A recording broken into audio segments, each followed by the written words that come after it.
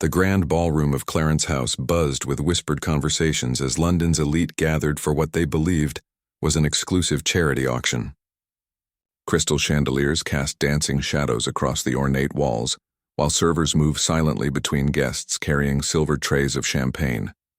Queen Camilla stood near the auction podium, her emerald dress catching the light as she smiled graciously at the assembled crowd of wealthy collectors and philanthropists. What the guests didn't know was that this wasn't the charitable event advertised in their gilded invitations. Behind the elegant facade, Camilla had orchestrated something far more controversial. Hidden among the legitimate auction items were pieces from the royal collection that technically belonged to the Crown estate, not to her personally. The centerpiece of her secret sale was Queen Elizabeth's most treasured possession, the diamond diadem, worth an estimated £50 million.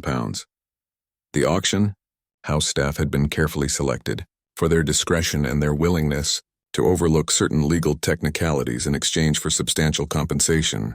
The official catalog listed the crown simply as Historic British Diadem Private Collection, with no mention of its true origins or rightful ownership. Camilla had convinced herself that as queen consort, she had every right to make decisions about royal artifacts, especially ones that held painful memories of her predecessor. Security Captain James Morrison had been assigned to oversee protection for the event, but something felt wrong from the moment he arrived. His 20 years of experience protecting the royal family had taught him to notice details that others missed. The guest list included several known dealers in questionable antiquities, and the auction house's reputation was far from pristine. When he requested to see the complete inventory of items being sold, he was told it was confidential information. As the evening progressed, Morrison positioned himself strategically near the auction platform. He watched as lesser items were sold first, vintage jewelry, rare books, and artwork that seemed legitimate enough. But when the auctioneer announced the evening's crown jewel, Morrison's blood ran cold. Even from across the room, he recognized the distinctive diamonds and pearls of the diamond diadem, the same crown he had watched Queen Elizabeth wear countless times during state occasions. The bidding started at £10 million. With eager hands shooting up around the room, Morrison knew he had to act quickly, but he also understood the delicate nature of the situation. Confronting Queen Camilla publicly would create a scandal that could damage the monarchy's reputation irreparably. However, allowing the sale to continue would be an even greater betrayal of his duty to protect the crown's heritage and uphold the law, regardless of who was breaking it. Morrison's mind raced as he calculated his options. The bidding had reached £25 million, and the excitement in the room was palpable. He noticed several international buyers participating via telephone, their identities hidden behind anonymous bidding numbers. This wasn't just theft. It was the potential dispersal of British heritage to unknown collectors around the world, possibly never to be recovered. Moving swiftly but calmly, Morrison made his way toward the auction platform while speaking quietly into his radio to summon additional security personnel. He had served the royal family faithfully for 2 decades, protecting them from external threats, but never had he imagined he would need to protect the crown from one of its own members. His heart pounded as he approached Queen Camilla, who was watching the bidding with obvious satisfaction. The auctioneer's voice boomed across the room as the bid reached £35 million. The crowd was mesmerized by the spectacle, their attention completely focused on the financial drama unfolding before them. This gave Morrison the perfect opportunity to approach without causing immediate alarm. He positioned himself directly behind Camilla, close enough to speak without being overheard by the nearby guests. "Your Majesty," he said in a low, firm voice, "I need to speak with you immediately about the diamond diadem." Camilla's face went pale as she turned to face him, her composure faltering for the first time that evening. She had underestimated Morrison's knowledge of the royal collection and his unwavering dedication to protecting it. The smile that had graced her face all evening disappeared, replaced by a look of barely concealed panic. "I don't know what you're talking about, Captain Morrison," she replied, but her voice lacked conviction. The auction continued behind them, the bidding now approaching £40 million. Morrison knew he had only moments before the sale would be finalized, and the crown would be lost forever. He had to make a choice that would define not only his career, but potentially the future of the monarchy itself. Without waiting for further discussion, Morrison stepped forward onto the auction platform. The room fell silent as the distinguished security officer raised his hand to halt the proceedings. The auctioneer, confused and concerned, stopped mid-sentence as all eyes turned toward this unexpected interruption. Morrison's voice carried clearly across the hushed ballroom as he made an announcement that would change everything. This auction is hereby suspended pending immediate investigation of stolen royal property. The ballroom erupted in shocked murmurs and confused conversations as guests tried to understand what was happening. The wealthy bidders who had been eagerly competing for the crown suddenly found themselves witnessing a royal scandal of unprecedented proportions. Cameras and phones emerged from evening bags as the reality of the situation began to sink in. They were watching the Queen consort being accused of theft by her own security detail. Morrison's backup team arrived within minutes, their professional demeanor creating a stark contrast to the chaos around them. They moved efficiently to secure the auction items while Morrison approached the display case containing the diamond diadem. The crown sat under spotlights, its diamonds catching the light and creating rainbow patterns on the walls. A beautiful but now controversial centerpiece to an increasingly ugly situation. Queen Camilla stood frozen near the podium, her face a mask of barely controlled fury and embarrassment. She had spent months planning this auction, carefully selecting items she believed she could claim as personal property. The diamond diadem was to be the culmination of her scheme, providing enough money to fund her private charitable foundation without oversight from the royal treasury. Now her carefully constructed plan was crumbling before the eyes of London's social elite. The auctioneer, realizing the legal implications of continuing the sale, immediately suspended all proceedings and began directing his staff to secure the remaining items. International bidders on telephone lines were hastily disconnected, their multi-million-pound offers suddenly meaningless. The auction house's reputation would be in ruins if they were found to be complicit in selling stolen royal artifacts, regardless of who had provided them. Morrison carefully documented everything with his security team, photographing the crown and its documentation, while ensuring that chain of custody procedures were followed. He knew that this case would likely end up in court, and every detail would be scrutinized by lawyers, judges, and the international media. His actions tonight would either be vindicated as protecting British heritage or condemned as an attack on the royal family itself. As word spread throughout the ballroom, guests began to leave in small groups. Their evening of entertainment transformed into something far more serious and uncomfortable. Those who remained watched with fascination and horror as one of the most powerful women in Britain faced the consequences of her actions.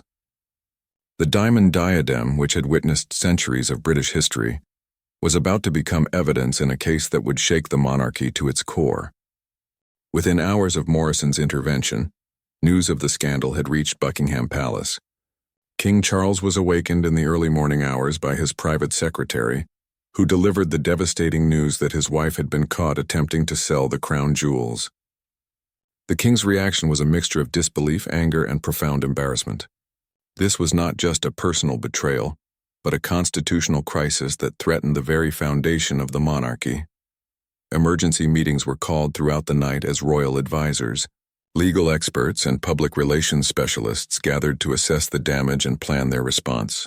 The palace press office worked frantically to prepare statements while trying to control the narrative before international media picked up the story.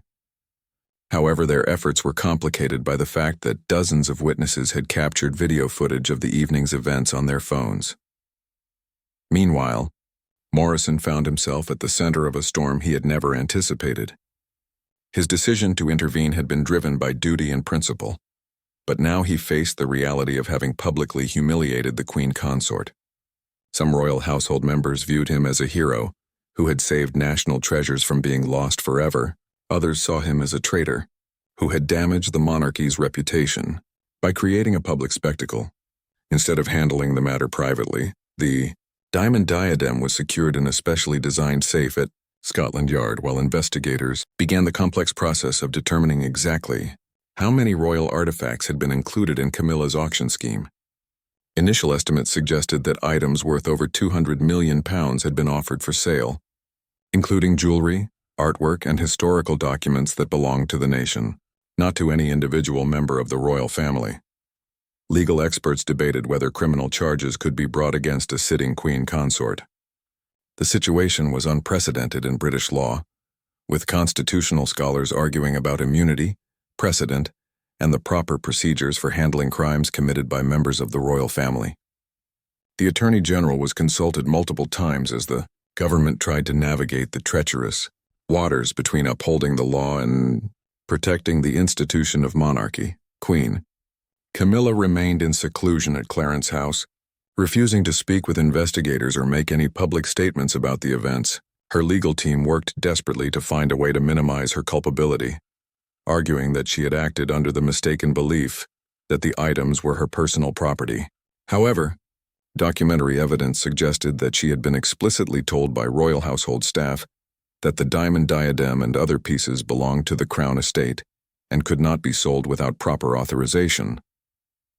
The international media erupted with coverage of what journalists dubbed Crowngate, drawing parallels to historical royal scandals while speculating about the future of the British monarchy.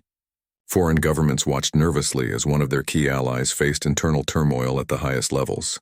The scandal dominated headlines across Europe, America, and the Commonwealth nations, with many questioning whether the royal family could survive such a fundamental breach of trust. Public opinion polls showed a dramatic shift in attitudes toward Queen Camilla. With approval ratings plummeting to historic lows, many British citizens expressed outrage that someone in such a privileged position would attempt to profit from selling national treasures that belong to all British people. Protesters gathered outside Buckingham Palace carrying signs demanding accountability and transparency from the royal family. Morrison received both praise and criticism for his actions, with some calling him a whistleblower hero, while others accused him of grandstanding and damaging British institutions. Death threats from angry royalists forced authorities to provide him with protective security, while supporters established crowdfunding campaigns to cover his legal expenses. His family was forced into hiding as media attention made their normal lives impossible.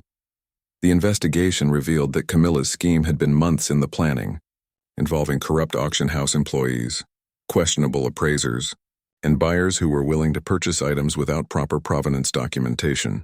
Bank records showed that preliminary payments had already been made for some smaller items sold in previous private auctions, suggesting this was not an isolated incident but part of a systematic effort to liquidate royal assets. King Charles faced the most difficult decision of his reign, whether to stand by his wife or distance himself from her actions to protect the monarchy. Palace insiders reported heated arguments between the royal couple, as Charles struggled to balance his personal loyalty with his constitutional duties. The Archbishop of Canterbury and other senior church officials counseled the king about the moral implications of the situation and the importance of justice being served, regardless of rank or position. Parliament began to take notice as opposition members called for investigations into royal finances and demanded greater oversight of the Crown estate. The scandal had opened a much larger conversation about the monarchy's role in modern Britain and whether the royal family should be subject to the same laws as ordinary citizens. Constitutional experts warned that the crisis could lead to fundamental changes in how the monarchy operated, potentially stripping away centuries of traditional privileges and immunities. After weeks of legal maneuvering and political pressure, Queen Camilla finally agreed to cooperate with investigators in exchange for avoiding criminal prosecution. She made a public statement accepting full responsibility for her actions and agreeing to repay all money received from previous sales of royal artifacts. The diamond diadem was returned to its rightful place in the crown jewels collection, but the damage to her reputation and the monarchy's credibility was irreversible. King Charles announced that his wife would step back from all official royal duties indefinitely while undergoing what palace officials diplomatically described as a period of reflection and rehabilitation. The decision effectively ended Camilla's role as queen consort in all but name, making her a virtual prisoner in her own royal residences. Her charitable foundations were disbanded, and her staff was reassigned to other members of the royal family. Morrison was quietly transferred to a new position within the Royal Protection Service, neither punished nor rewarded for his actions but effectively removed from direct contact with the royal family. His intervention had saved invaluable national treasures, but had also exposed the monarchy to its greatest scandal in decades. He continued his career knowing that he had done his duty, Even though the personal cost had been enormous, the auction house involved in the scandal faced criminal charges and ultimately went out of business, its reputation destroyed by association with the attempted theft. Several wealthy buyers who had participated in previous questionable auctions found themselves under investigation for purchasing stolen goods, leading to a broader crackdown on the illicit art and antiquities trade. The incident led to comprehensive reforms in how the royal collection was managed and protected. New oversight committees were established with parliamentary representation, and strict protocols were implemented to prevent any future unauthorized sales of Crown property. Public tours of royal collections were expanded to demonstrate transparency and public ownership of these national treasures. Years later, the diamond diadem remained on display in the Tower of London, its placard now including a subtle reference to its temporary removal and safe return in 2025. Visitors often ask tour guides about the Crown's history, but few realized they were looking at the centerpiece of one of the most dramatic royal scandals in British history. The monarchy survived the crisis, but it emerged forever changed with new checks and balances that ensured the crown jewels would truly belong to the people they were meant to represent. Morrison's split-second decision to act on principle rather than protocol had not only saved priceless artifacts, but had also forced the royal family to become more accountable to the nation they served.